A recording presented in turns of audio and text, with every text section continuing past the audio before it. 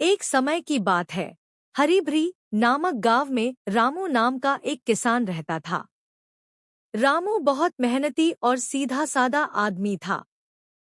उसके पास थोड़ी सी जमीन थी, जिसे वह अपने परिवार का पेट पालने के लिए दिन रात जोतता था। हालांकि रामू कड़ी मेहनत करता था, लेकिन उसकी फसलें अक्सर कमजोर रहती थी, क्योंकि गांव की मिट्टी थोड़ी रूखी और पथरीली थी। एक साल गांव में बहुत सूखा पड़ा। रामू की उम्मीदें टूटने लगी। जब वह निराश होकर अपने खेत की मेड़ पर बैठा था, तभी वहां एक बुजुर्ग साधु आए। साधु ने रामू की परेशानी देखी और मुस्कुराते हुए उसे एक छोटा, चमकदार सुनहरा बीज दिया।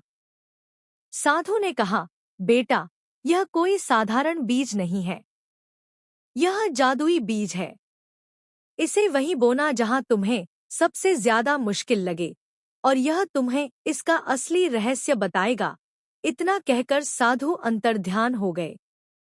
रामू ने उस बीज को बड़ी सावधानी से रखा। उसने सोचा, यह तो मेरी सबसे खराब जमीन है, जहां कुछ भी नहीं उगता। मैं इसे यहीं बोऊंगा। अगले ही दिन रामू ने कड़ी मेहनत से उस पथरीली जमीन के एक छोटे से हिस्से को खोदकर उसमें वह सुनहरा बीज बो दिया। इसके बाद रामू ने रोजाना उस छोटे से हिस्से को बहुत प्यार और देखभाल से सींचा। वह अपनी बाकी जमीन की चिंता छोड़ सारा ध्यान बस उसी बीज पर लगाने लगा। उसने बड़े बड़े पत्थरों को हटाया, छोटी छोटी खरपतवारों को निकाला और मिट्टी को नरम बनाने के लिए खूब मेहनत की। कुछ ही हफ्तों में एक आश्चर्यजनक घटना हुई। उस रूखी जमीन से एक मजबूत पौधा निकला।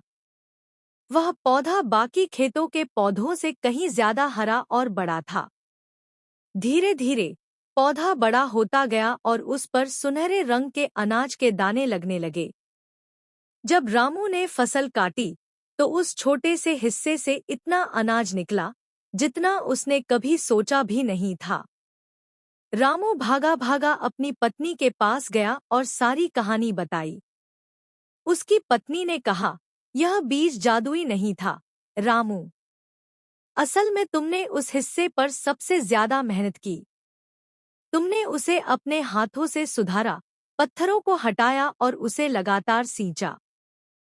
साधु ने तुम्हें बीज देकर यह सिखाया कि सफलता उस जमीन पर नहीं मिलती जो सबसे अच्छी हो, बल्कि उस जमीन पर मिलती है जिस पर सबसे ज्यादा मेहनत और ध्यान दिया जा।